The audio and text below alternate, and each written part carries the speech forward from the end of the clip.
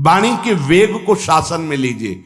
और मनशाह, मनोवेगम, मन का वेग आता है। ये देखूं, ये भोगूं, आदि आदि संकल्प विकल्प, इसके वेग को सह जाओ। कुछ नहीं बोलना, सहने का मतलब होता है कुछ नहीं बोलना। मन कह रहा मुझे ऐसा करना है, मुझे ऐसा करना है, मुझे ऐसा, कुछ नहीं बोलना। कुछ भी उसकी जलन जो हो रही है किसी से नहीं कहना, शांत गंभीर, खत्म। पर उपासक क्या करता है, जो कच्चा उपासक है, नहीं नहीं अब मेरे मन में आ रही, मेरे मन में जलन हो रही, मुझे ऐसा करना है, मुझे ऐसा नहीं।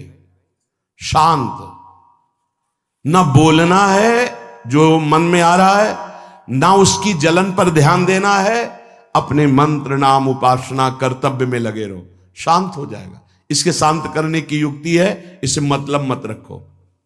जैसे एक पागल आदमी रोड में खड़े तुम्हारे ऊपर कंकड़ फेंके, थूके, गाली दे, तो अपने लोग क्षमा भाव से कि वो पागल है, ऐसे मन भी पागल है, इसके निर्णय पे ना हो।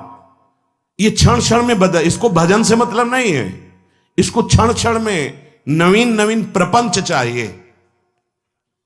ये मनशा वेगम, मनोवेगम, इसका स्वरूप यही है, यही बंधन और मोक्ष का कारण है। ये क्षण क्षण में प्रपंच चाहता है। 5 ज्ञानेंद्रियों के द्वारा ये जाल रचा करता है जीव को फंसाने का। जहां हो, जैसी परिस्थिति में हो, बहुत अच्छी परिस्थिति भगवान ने दी, उसी परिस्थिति में भजन कर ले जाओ। परिस्थिति बदलने की जरूरत नहीं है, भजन करने की जरूरत है।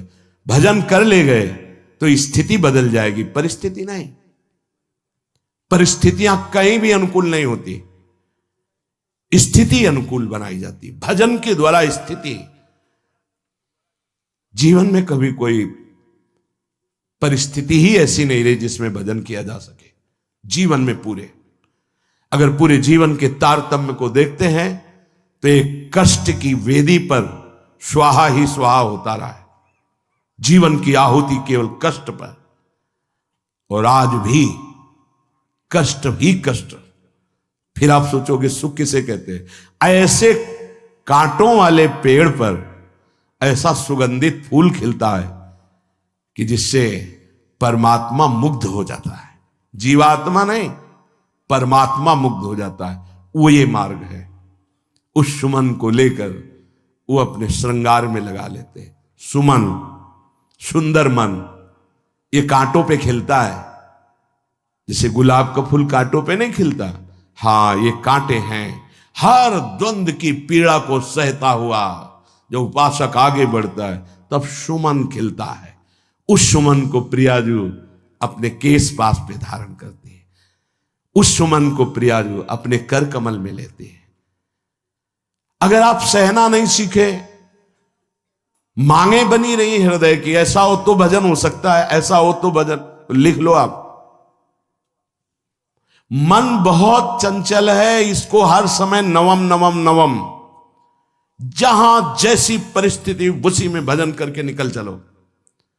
गृहस्थ में हो, विरक्त में हो, गांव में हो, शहर में हो, जहां जैसी परिस्थिति, परिस्थिति बदलने की कोशिश मत करो, स्थिति बदलने की कोशिश करो। जिनको लगता है परिस्थिति बदल जाएगी तो भजन होने लगेगा, नहीं। भजन होने लगेगा तो किसी भी परिस्थिति में भजन होने लगेगा। भजन नहीं तो किसी भी परिस्थिति में नहीं होगा, पक्का समझ लीजिए। इसलिए मनोवेगम, ये जो मन का वेग आ रहा है, इसको आप सहना सीखो और प्रियाजू पर भरोसा रखो। उनको जैसी परिस्थिति देनी होगी दे देंगी ना, भरोसा रखो। अगर मांग मुख से निकाल दी तो अधूरापन साबित हो जाएगा कि हमको ये खाना पीना, ये हमको पहनना, ये ऐसी परिस्थिति, ये ऐसी छोड़ दो। जोई जोई प्यारो करे सोई मोहि भावे। शांत हो जाओ, मन के वेग को सह जाओ। क्रोध वेगम, महाप्रभु कह रहे कुत्सितवाद विकार ही। समस्त विकारों में प्रधान विकार होता है काम। काम से ही क्रोध का प्रादुर्भाव होता है। क्रोध एक वृत्ति है जो आने जाने वाली, स्थायी कोई नहीं है। जिस समय आपके अंदर क्रोध आए इस समय मौन होकर हट जाइए वहां से, तुरंत जाकर थोड़ा ठंडा पानी पिए, प्रभु के चरणारविंद की तरफ अपनी वृत्ति को ले जाने की कोशिश कीजिए। उस व्यक्ति से चिंतन हटाइए जिससे क्रोध आ रहा है, उस व्यक्ति की उस क्रिया से चिंतन हटाइए जिससे क्रोध आ रहा है, हट जाइए। ये क्रोध का वेग अगर आता रहा तो भजन करने पर भी अनुभव नहीं हो पाएगा। एक बार अच्छे से क्रोध आ जाए, अंदर हृदय जल जाए, तो 1 महीने भजन के प्रभाव को रोक देता है पूज्य बाबा के उसमें। फिर आप अगर 12 बार साल में आ गया तो क्या अनुभव में आ गया। इसीलिए 20-20, 50-50 वर्ष हो रहे हैं, कुछ अनुभव में नहीं आ रहा। बहुत सावधान। क्रोध हमारा नाश करता है, किसी और का नहीं। हमारे भजन का, हमारे हृदय के आनंद का, हमारी वृत्ति का बड़ा हल्का स्वरूप हो जाता है क्रोधी पुरुष का। इसलिए क्रोध को सहना है, उसके वेग को सहना है। वाणी के वेग, मन के वेग और क्रोध के। अगर क्रोध के वेग को सह गए तो अगला है हिंसा का वेग। वो अपने आप सह जाओगे, क्योंकि क्रोध से ही हिंसा होती है। हिंसा का वेग, वाणी के द्वारा बहुत हिंसा होती है। ऐसे कठोर वचन बोल दिए जाते हैं जो हृदय को चुभते रहते हैं। बाहर का डंडा लगा है, पिटाई हुई तो 2-4 दिन में ठीक हो जाएगा, लेकिन हृदय में जब पिटाई की जाती है कठोर वचन के द्वारा, तो 10 साल बाद अगर दिखाई दे तो फिर ये वो बोला था, ऐसा बोला था, वो हृदय में घाव बना रहता है। वाणी का हिंसात्मक स्वरूप प्रायः क्रोधी जनों में ही पाया जाता है। अगर क्रोध वेग को सह गए तो वाणी के द्वारा हिंसा नहीं होगी, और मन के द्वारा मलिन हृदय में हिंसा का भाव होता है कि चलो हम वैष्णव में मारेंगे तो नहीं, पीटेंगे तो नहीं आपको, लेकिन भगवान तुम्हारा नाश करेंगे, भगवान बहुत जल्दी, ऐसा भाव मन में, ये भी हिंसा है। शरीर के द्वारा तो ना वाणी के द्वारा, ना मन के द्वारा, ना शरीर के द्वारा। क्यों? उसके हृदय में भगवान बैठे हैं, हमको उनको रिझाना है, हमें निर्दोष होकर भगवत प्राप्ति करनी है। ये हजारों दोषों की पंक्तियां यहां हैं। कोई कह दे हम निर्दोष हैं, हमें लगता है कि यही सबसे बड़ा दोष है। नहीं तो अंदर देखा जाए ना तो क्रम क्रम से धीरे धीरे निर्दोष हुआ जा रहा है प्रभु की कृपा से। कोई जन्म से निर्दोष नहीं होता, वो तो अवतार होते हैं भगवान के। एक पद में था, शरण जिसको ले ली हृदय से लगा, और विषय पंख से धीरे धीरे, क्रमशः विषय पंख से धीरे धीरे उसको हटाया। हित जो महाराज जी के लिए आया, हमारे हृदय को धीरे धीरे निर्विषय किया जा रहा है। और सहत सहत बाढ़े भगत ग्रहतन गुरु हितगार, इन दोनों का मिलान कर धीरे धीरे सहाते सहाते हमें निर्विषय किया जा रहा है। आचार्य चरण, इष्ट देव, गुरुदेव कर रहे, हमको राजी रहना है। जैसी परिस्थिति है, जैसी भी हमें गुरुदेव रख रहे हैं, इष्ट देव रख रहे हैं, हमें राजी रहना है। इससे क्या होगा कि हमारे अंदर क्रोध नहीं आएगा, गुस्सा नहीं आएगा। नहीं, ये इतना बेईमान मन है कि इष्ट देव पे भी गुस्सा कर सकता है, ये आचार्य पे भी गुस्सा कर सकता है, ये परम कृपालु गुरुदेव पर भी गुस्सा कर सकता है। क्रोध वेग सह गए तो वाणी और मन और शरीर के द्वारा जो हिंसा का वेग है उससे बच जाएंगे। फिर कह रहे हैं उदर वेगम, उदर वेग भूख। आप लोगों को तो हमें लगता है कि इस वेग को सहना ही नहीं पड़ता। ये जो विरक्त गंगा किनारे घूमने वाले हैं, इनको ज्यादा इस वेग को सहना पड़ता था, क्योंकि प्रायः कभी ऐसे शाम के समय पहुंचना होता, जब आप गंगा किनारे नहीं रुक सकते तो आश्रम, अब वहां पूछ लिया तो पूछ लिया, नहीं पूछ लिया तो राधे श्याम पढ़े। अगर कोई मंदिर मिल गया तो हम आश्रम आदि कोई खोजना ही नहीं, गांव में तो जाना ही नहीं है, क्योंकि नवीन अवस्था में कभी गांव में भिक्षा भी नहीं मांगी, आकाश वृत्ति का ही आश्रय लिया जो शास्त्र सम्मत। गांव में कभी पूरे जीवन में किसी गांव में किसी एक रात्रि किसी घर में कभी शयन नहीं। गांव के किनारे मंदिर मिला या कोई आश्रम संत जनों का, तो वहां भूख के वेग को जो सह जाए तो भजन में बहुत रुचि हो जाती, क्योंकि भजन से चित्त हटेगा तो भूख व्याकुल करेगी, और उसकी व्याकुलता से बचना है तो भजन में लगना पड़ेगा। और आपको सच्ची कहते हैं कि कई कई दिन भोजन न मिलने पर भी शरीर में गंगा जल के कारण कभी कमी महसूस नहीं हुई। जो दूध में पावर है उससे अधिक सामग्री गंगा जल में है। अब वो बहुत से ऐसे नगरों के समीप से गंगा मैया निकली जहां से बड़ी बड़ी फैक्ट्रियों का, तो नहीं, बहुत सुंदर गंगा जल, वो तो सुंदर है ही, था, है, रहेगा। अपने लोग बड़े बड़े ऐसे नाले ऐसे जिससे वो भाव तो है पर वस्तु तत्व तो है, पर जो दृश्य है वो अब गड़बड़ हो रहा है। ऐसे यही बड़ा नाला गिर रहा है सामने जाके, अब वहां ऐसे रज लेके ऐसे लगाओ तो दुर्गंध युक्त निकलेगी, क्योंकि वो ऐसे देखो तो ऐसे पदार्थ बहते नजर आ रहे कि अब ये दुर्भाग्य ही है समय का कि परम पावन गंगा यमुना जैसी नदियां जहां स्नान आचमन और भरपेट जल पीकर परम पवित्र और भगवदानंद में डूबा जाता था, वो भी सौभाग्य छिन रहा है। तो अगर सब सुविधा है तो भी हफ्ते 10 दिन में एक बार इस वेग को सहना तो सीखे।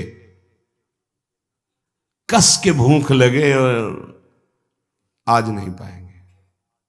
एक दिन किसी व्रत का अनुष्ठान करने के लिए हम नहीं कह रहे, लेकिन इस वेग का आनंद तो लीजिए ना कभी।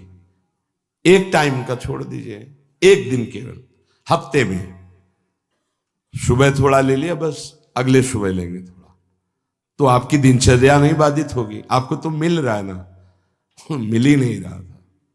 जो उदर वेग है, भूख में भजन का एक तार जुड़ता है, ये देखा है। क्योंकि ना तो नींद आएगी और ना कहीं और कोई प्रपंच की गुंजाइश है, क्योंकि उदर वेग जब भूख से व्याकुल जी होता है तो बचने के लिए एक ही उपाय है, केवल भगवत चिंतन। हटो उसके चिंतन से। ये पूर्व के संतों ने बहुत कष्ट पूर्वक भजन करके जो लाभ प्राप्त किया है वो आप लोगों को सहज में मिल। कभी कभी अपने को इससे परिपक्व करना चाहिए। जैसे शास्त्रीय पद्धति में महीना में 2 तो व्रत है ही हैं, 15 दिन में एक एकादशी, 15 दिन में एक एकादशी। वो इसीलिए रखा गया है सार्वजनिक रूप से कि वो संयम को ना कर पाए तो 15 दिन में एक दिन संयम पूर्वक पवित्र भजन। अपने लोग जानबूझकर हफ्ते में एक टाइम छोड़ दें या एक दिन कभी ऐसे, तो उदर वेग को सहते हुए भजन। उदर वेग देख लो, उदर वेग को सहने के लिए तो अगला जो बात कह रहे हैं वो अपने आप सह जाओगे। जैसे क्रोध वेग को सह गए तो हिंसा वेग पर आप शासन कर लेंगे, ऐसे उदर वेग को सह गए तो उपस्थ वेग को सह जाएंगे। उपस्थ वेग कहते हैं जनेन्द्री के कामोपभोग को। जब पेट में भरपेट भोजन ही नहीं है ना तो और कुछ चिंतन ही नहीं रहा। यौवन अवस्था जवानी ऐसे भगवान ने काटी है कि याद ही नहीं रहा कि संसार का कोई सुख होता है। वह एक लक्ष्य ब्रह्माकार वृत्ति कैसे कैसे तत्वबोध हो, बस कठिन से कठिन जहां वैराग्य की भूमिका वहां कूद जाना, उसी में स्थिति में आने की कोशिश करना, देह राग का त्याग करना, ये युद्ध चल रहा था। बड़ी कृपा है। उपस्थ वेग, इसका जनेन्द्री का वेग आता है। जो स्कूल में आदतें जिनकी गंदी हो गई बच्चों की, फिर आगे वो संयम में, उनको बहुत बाधा है। कई ऐसी क्रियाओं से वो जानकारियां रख लेते हैं कि जो अपना सर्वनाश करने के लिए पर्याप्त है। उपस्थ का जब वेग आए तो सहने की सामर्थ्य उसी की आएगी जो उदर वेग को सह जाता है, पक्का। किसी उपासक को देखा बहुत शरीर कृश हो रहा है, तो पूछा क्यों, भोजन क्यों नहीं करते, आप ऐसे कैसे हो रहे, पहले तो आप ऐसे नहीं थे, आप तो पहले बहुत स्वस्थ थे, फिर क्यों, कहा ऐसे नहीं, बताइए क्या, ज्यादा आवश्यकता नहीं है, जीने के लिए बस प्राण पोषण के लिए डाल लेते हैं, क्योंकि जो शांति चाहिए वो तो इतने से ही मिलेगी ना। बहुत सुंदर, बहुत प्रसन्नता है, ठीक है, ठीक चल रहे हो आप, पर इतना पाते रहो कि सीढ़ियां चढ़ उतर ले, इतना पाते रहो कि आपका शरीर काम करे। वो कहा हृदय में बहुत प्रसन्नता है, बहुत सुंदर, संयम में अपने आप को ले आना ये महात्मा का लक्षण होता है, चाहे स्त्री शरीर हो चाहे पुरुष शरीर हो। धन्याति धन्य, आप अपने आप को कस दीजिए, यही तो राग त्यागना ही। जो जवानी में अपने आप को जला दिया वो बुढ़ापे में चमकता है, ध्यान रखना। जो जवानी में उद्दंडता में समय व्यतीत किया वो बुढ़ापे में गंधाता है, ये भी ध्यान रखना। गंधाता वो अंदर जो दुर्गंध के पौधे थे ना, वो सब दुर्गंध फैलाते हैं। पूज्य श्री पंडित गया प्रसाद जी महाराज जी ने कहा, गृहस्थी में होते हुए भी 40 और 45 के बीच में काम विजयी हो जाना चाहिए, नहीं तो जीवन बिल्कुल बर्बाद हो जाएगा। जो कुछ गृहस्थ धर्म की सेवा है 40-45 के बीच तक हो जाए, मतलब 20 से 25 से ब्याह हुआ आपका, 40-45 तक लड़का बच्चा, इसके बाद अखंड ब्रह्मचर्य धारण कर लो। 40-45 से संयम में हो जाओ तो तुम्हारा जीवन सार्थक हो जाएगा। पूज्य पंडित गया प्रसाद जी महाराज, बहुत जरूरी है उपस्थ जनेन्द्री के वेग को सहना, पर हर वेग अपने आप में बहुत कठिन है, पर एक दूसरे से इसका तारतम्य है। यदि उदर वेग रसेंद्री को आप शासन में ले लिए तो जनेन्द्री को आप शासन में ले लेंगे, और अगर रसेंद्री को शासन में ले लिया तो जनेन्द्री को शासन में ले सके असंभव, पक्का। और जनेन्द्री रसेंद्री के सब खिलवाड़ चल रहे, तो परमार्थ और भगवत प्रेम प्राप्ति तो सब अभ्यास जिनका भगवदाकार हो गया है, वो विषयान ग्रहणम तो मुंचंत हुआ। जब इंद्रियों पर शासन बाबा ने अपने किया तो 24 घंटे में एक कवल पाते थे, एक कवल, आश्चर्य होता है। ऐसे सामने दाल रोटी सान ली गई और एक कवल जितना, बाबा सिद्धासन पद्मासन का से। और जब भगवदानंद ब्रह्मानंद में 70 घरों में एक दिन में भिक्षा में जाते थे, एक दिन भिक्षा। अब वहां गए तो एक कवल तो पाया ना, तो 70 कवल हो गए। विषयान ग्रहणंत मुंचंत हुआ, कोई फर्क नहीं पर हम क्या होता है कि स्थिति होती नहीं तो सिद्धों की नकल करने लगते नहीं। पहले हम साधक हैं, पहले हमारी इन वेगों पर विजय प्राप्त करने की वृत्ति आनी चाहिए। वाणी का वेग, मन का वेग, क्रोध का वेग, हिंसा का वेग, उदर का वेग और जनेन्द्री का वेग, एतान वेगान सहते यस्तु विद्वान, वही शास्त्रों के रहस्य को जानने वाला परमार्थी है जो इतने वेगों को सह जाए। निंदा चास्य हृदयम नोपहन्यात, इसके बाद जब उसकी निंदा हो तो उस पर कोई फर्क नहीं पड़ना चाहिए। इसके बाद जो इन सब वेगों को सह गया है, अब उसकी निंदा हो रही, कोई निंदा कर रहा है तो उसको आनंद पूर्वक सह जाए। ऐसा क्यों कहा? इसके बाद अगर दोष है, निंदा हो रही, तब तो संभालना ही, ये गलती हो गई आपसे। जब आप दोष रहित है फिर निंदा हो रही तो आनंद पूर्वक आपको उसका विरोध नहीं करना, सहना है, क्योंकि ये सहना बिल्कुल भगवत साक्षात्कार के नजदीक ले जाएगा। देखो, अपमान, निंदा, तिरस्कार, असलियत में हम कैसे साधक हैं इन्हीं के द्वारा परिचय होता है। पूज्य स्वामी श्री अनंग बोधाश्रम स्वामी जी महाराज बड़े महापुरुष थे, जिनको स्वयं करपात्री जी महाराज मूर्तिमान ब्रह्म कह के साष्टांग दंडवत करते, दिगंबर रहते थे, नंग दड़ंग, केवल गंगा के ही तट पे। वो महीने 2 महीने में और कहीं नहीं जाते थे। एक बड़े वकील साहब थे, वो भिक्षुकों को रोटी दाल से रोज बंटवाते थे। उनकी पंक्ति में लगने जाते थे, महीने 2 महीने में एक बार पंक्ति में लगते थे जाके। नंग धड़ंग अवधूत वेश जटाएं, और जरूर ऐसी चेष्टा करते थे जिससे उनको धक्का मुक्की लगा दी जाए। तो एक दिन गए, लाइन में खड़े हुए, फिर 2 लोगों को क्रॉस करके आगे लाइन में, फिर आगे लाइन, तो जो नौकर डंडा लिए खड़े थे उन्होंने कहा तुम्हें बार बार मना किया, 1-2 डंडे लगे, फिर आगे जाके खड़े हो, तो धक्का मारा, पीछे किया। और ऐसा ये महीने 2 महीने में वहां सहने जाते थे। अचानक उस दिन वकील निकले, उन्होंने देखा अरे स्वामी अनंग बोधास, पता है तुम्हें कौन, साष्टांग दंड, उस दिन से जाना बंद कर दिया। फिर एक दिन गए थे प्रभुदत्त ब्रह्मचारी जी के यहाँ, कहां असनी है और कहां जोशी, गंगा किनारे पूरी रात चल करके पहुंचे। 2 बजे आवाज लगाई, ब्रह्मचारी, स्वामी जी उतरे नीचे, साष्टांग दंड, बैठे। उनका स्वामी जी 2 बजे रात, बोले हाँ ऐसे मना है, आगे कुछ खाओगे पियाओगे?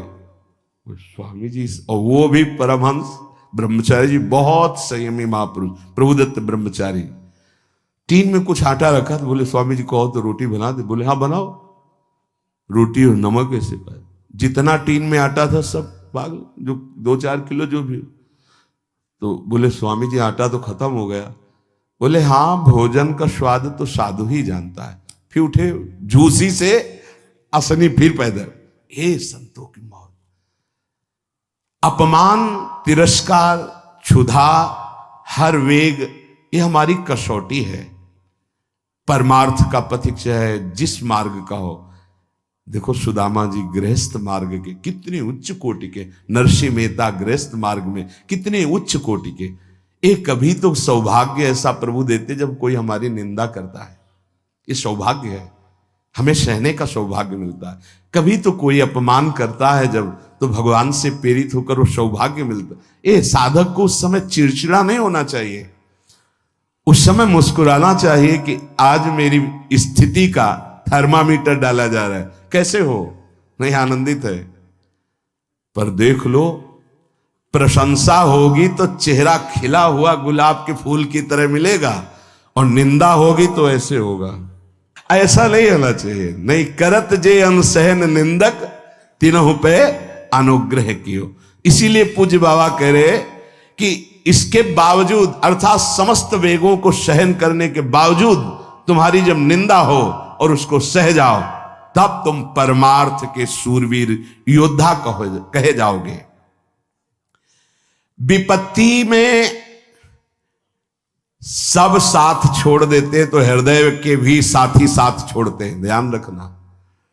जब विपत्ति आती है तो मन भी साथ देना बंद करने लगता है, विपरीत जाने लगता है, बुद्धि भी विपरीत जाने लगती है। इसलिए जो विपत्ति में अपने धैर्य और साहस को ना खोकर अपने सिद्धांत से चलता है उसे महात्मा कहते, चाहे वो गृहस्थ हो चाहे विरक्त हो। ध्यान दीजिए, संपत्ति में, अनुकूलता में तो सब सावधान होने की कोशिश करेंगे, बड़ी कृपा है भगवान की। यहां कहने विपत्ति में सब साथ छोड़ते हैं, ये जीवन में देखा है। विपत्ति में ना तो बाहरी कोई साथ देता है और ना मन साथ देता है, उस समय भजन साथ देता है, भजन। विपत्ति में हृदय को जो दृढ़ रखे, धैर्यवान और साहस बिल्कुल ना गिरने पावे, आगे बढ़ो, नाम जब तुम्हारा भजन वैसे ही चलना चाहिए, तब समझना चाहिए कि हमारी साधना परिपक्व। विपत्ति में कोई साथी नहीं होता, देखा गया है, कोई साथी नहीं। मन भी धोखा दे देता है, मन भी, अपना मन भी साथी नहीं, उस समय केवल भजन साथी होता है। तभी विपत्ति को कुंती जी ने मांगा, क्योंकि उस समय एक ही साथी होता है, हरि बस। संपत्ति में तो बहुत साथी मिल जाएंगे, अब तो साथी ही साथी हैं, जिधर देखो उधर साथी हैं। और उस समय तो जिधर देखो उधर केवल हरि है, दूसरा कोई है नहीं। ये बड़ा सुख मिलता है, जब तिरस्कार और विपत्ति एक साथ होती है तो सीधे प्रभु से फोन में बात होती, सीधे प्रभु होते हैं कि आपके सिवा को। इसीलिए बहुत प्रवीण है कुंती माता, इसीलिए कहा कि मुझे विपत्ति दीजिए जो हर कदम में आपका स्मरण कराती है। अच्छा, प्रभु जब कृपा करते हैं तो ऐसी विपत्ति देते हैं कि अंतिम श्वास तक वो बनी ही रहती है, अंतिम श्वास तक बनी रहती है। हर कदम पर जैसे गार्ड रखा जाता है ना, सावधान, यहां से ऐसे ऐसे ऐसे हर समय विपत्ति महारानी सावधान, तुम्हारा जीवन कभी भी नष्ट हो सकता है, किसी भी क्षण नष्ट हो सकता है, इसलिए हर समय लक्ष्य पे रखो अपनी दृष्टि प्रिया प्रीतम पे। ये कृपा होती। तो उपासक को जब विपत्ति मिले सब साथ छोड़ दें, मन भी ना लगे, तब धैर्य और साहस दोनों को सुरक्षित रखते हुए साधना में समय आया है, परीक्षा आई है, फेल मत हो, धैर्य पूर्वक डटे रहो, निकल जाएगा। ये तूफान है, मन का तूफान है, माया का तूफान, निकल जाएगा, आगे बढ़ो। अगर भूल गए तो इससे बड़ी कोई हानि नहीं होगी, ध्यान देना। साहानिस्तन महच्छिद्रम सा चांद्र जड़ मूढ़ता यन्मुहूर्तम क्षणार्धम वा वासुदेवम न चिंतेत। अय उपासक, वो मुहूर्त, वो आधा क्षण जिसमें आप अपने प्रभु को भूल गए किसी भी प्रकार से, अपमान को देखकर, निंदा को सुनकर, विपत्ति के चक, सबसे बड़ी हानि हो जाएगी। आधे क्षण के लिए भी प्रभु को नहीं भूलना सबसे बड़ी त्रुटि, अंधापन, जड़ता, मूर्खता होगी कि उपासक निंदा सुनकर, अपमान की परिस्थिति में या विपत्ति में अपने प्रभु को भूल जाए। नहीं, एक क्षण के लिए भी नहीं, ना संपत्ति में भूलेंगे और ना विपत्ति में भूलेंगे। जो उपासक है वो ममता शून्य होता है, इसलिए उसका भजन नहीं रुक सकता। न शरीर पे ममता है, न किसी संबंधी पे ममता है, तो विपत्ति किस पे आएगी? इन शरीरों पर ही तो आती है। विपत्ति किस पे आएगी? संबंधों पर ही तो आएगी। तो उसका भजन क्यों नहीं रुकता? क्योंकि ममता शून्य है। इसीलिए इस ममता पर प्रहार गुरुदेव करते हैं, आचार्य शास्त्र करते हैं। ममता शून्य बनो, अपनी ममता केवल प्रियालाल से। तो भारी विपत्ति में भी हमारी ममता सुरक्षित श्यामा श्याम से, उनका चिंतन चलता है। एक एक कदम पर वो मुस्कुराते नजर आते हैं, जब किसी का सहारा नहीं होता, किसी का भरोसा नहीं होता, कोई अपना नहीं होता है। ये जानबूझ करके किया जाता है, नहीं तो संसार में सबके कुछ न कुछ अपने होते हैं। संसार में कुछ न कुछ सपने होते हैं और कुछ अपने होते हैं। जानबूझकर सब सपने मिटाए जाते हैं और सब अपनेपन मिटाए जाते हैं। हमारा स्वप्न भी प्रभु होते, कल्पना, भावना, चाहत, गति, जो हमारे प्रभु होते हैं। हमारा अपनापन भी प्रभु से होता है। अब व्यवहार में सब अपने हैं। अब देख लो, पहले एक बार अपनापन हटाया, ममता हटाई, प्रभु के चरणों में रखी। इसके बाद अब सबसे प्रभु भाव से नाते नेह राम के मने, अब कोई फर्क नहीं। पर अभी ममता से समता में नहीं पहुंचे, इसलिए ममता हटानी है। एक बार हटाओ, अपने शरीर से, अपने संबंध से, अपने इंद्रियों के भोगों से ममता हटाकर श्री जी के चरणों में। एक अहमता ममता ये जग में है दुखदाई, ये जब श्री जी की ओर लगे तो होत परम सुखदाई। उपासक को क्यों विघ्न नहीं पड़ता भजन में? क्योंकि उसकी कहीं ममता ही नहीं होती। अब वो पधार गए, वो तो मृत्यु लोक है, जाना ही है, राधा राधा राधा। बलराम ब्रजवासी बताते कि उनके बगल में एक गृहस्थ भक्त थे, तो उनका पुत्र मथुरा गया तो एक्सीडेंट से पधार गया और उनके 4 घंटे जप का नियम था, तो 2 घंटे हुए थे, वो जप रहे थे। सूचना ही कि आपके पुत्र का एक्सीडेंट हो गया और ऐसा ऐसा। तो उनका है या पधार गया? बोले पधार गया। बोले जब पधार ही गया तो आगे का कार्य आप लोग देखो, 2 घंटा रह गया, पूरा जप हो जाने पर ही हम उठेंगे। पूज्य श्री मुखिया जी महाराज जो इस समय गाते हैं, राधा वल्लभ जी इनके पिताजी, बड़े मुखिया जी कहे, जहां राधा वल्लभ जी के सामने हारमोनियम में ऐसे हाथ रखा और एक बार राधा वल्लभ जी को देखा, आंख बंद की, तो समाज पूरी होने के बाद ही आंख खुलेगी। इतने में सूचना है कि आपके बड़े पुत्र को अग्नि के द्वारा ऐसा, तो शरीर पूरा हो गया। तो बस राधा वल्लभ जी की तरफ देखा, आंख मूंद ली। पूरी समाज करने के बाद ही उठे। क्यों? क्योंकि ममता शून्य है। ममता युगल चरणारविंद में राधा वल्लभ लाल जी के जाने का समय निश्चित है, चला गया। अब हम श्री जी की सेवा में उसका मंगल ही होगा, ये आना बड़ा कठिन है। ममता का त्याग होना बड़ा कठिन।